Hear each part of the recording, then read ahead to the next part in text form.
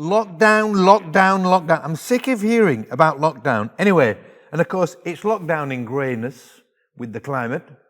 So, in order to sort of brighten up, lighten up my own personal lockdown, I'm painting a picture of the most important person in my life.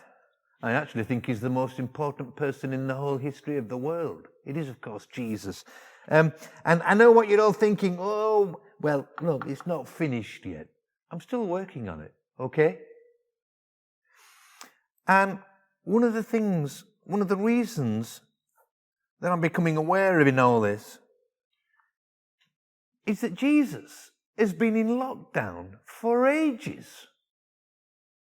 For how many years have most of the people in this town, in this city, my neighbours, in this whole country, for how many years have we been socially distancing ourselves from this amazing Jesus? I mean, I know we all learnt a bit of him when we were kids, but we've dropped it. We've moved on. We've got other interests. We're far too busy building houses, doing our jobs, raising families, watching football, playing computer games. Where does Jesus fit into all that? He doesn't fit into it. We have socially distanced ourselves from the most important, the truest, the most real human being who has ever lived. When I talk about Jesus being authentically true, a really true story, not a made-up story, I know that people doubt that. There are three things that make me think about the authenticity and the rock-hard truth about the Jesus story. First of all, Jesus was born as a semi-peasant. He was born not in a central place of the Roman Empire, but right out on the edge, some tiny village. He was Mr. Nobody. And all the things that people do to become really big people of history, he didn't do any of them. He didn't win any battles, didn't build any cities, didn't create any great music or architecture, never even wrote a single book. All his life, he was Mr. Peasant, wandering around, right out on the edge. How on earth does this obscure, tiny, tiny man of history manage to become the giant of human history? Just so well known, so everywhere, so important. Everybody knows a bit about him. I think that's almost miraculous, impossible to explain using conventional sort of historical methodology. Secondly, my second big thing that provokes me is that we have these amazing stories about him. They're called Matthew, Mark, Luke and John. They're four Gospels. They're four almost like biographies.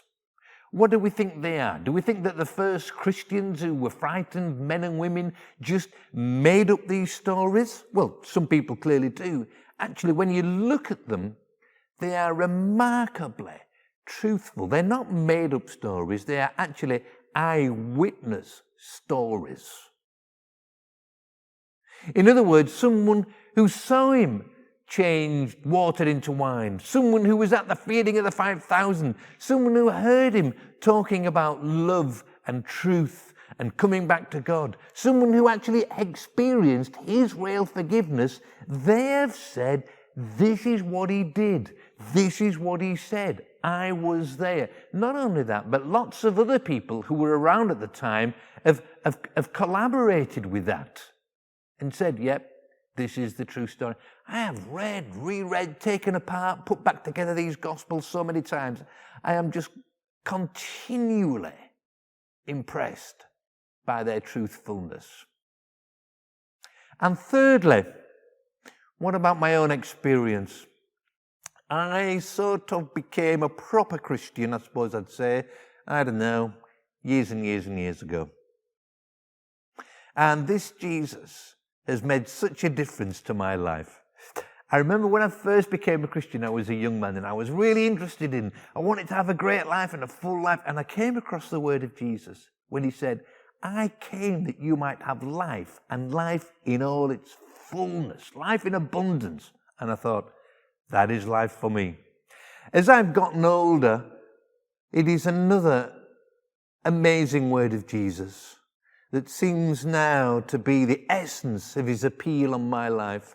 I love it when he said, come to me, everyone who's weary, who's heavy laden, who's struggling with a bit of depression, who's a bit lonely, who feels lost from time to time, who's conscious that their life is moving on and they're not. That's his word for me now. These words of Jesus, they're not just great sayings, they are nuggets, golden nuggets of wisdom, truth that speak right to the human state and condition. That's my third big reason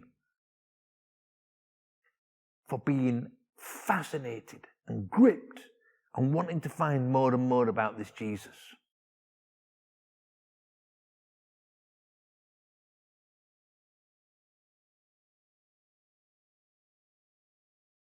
So why have we put Jesus into permanent lockdown?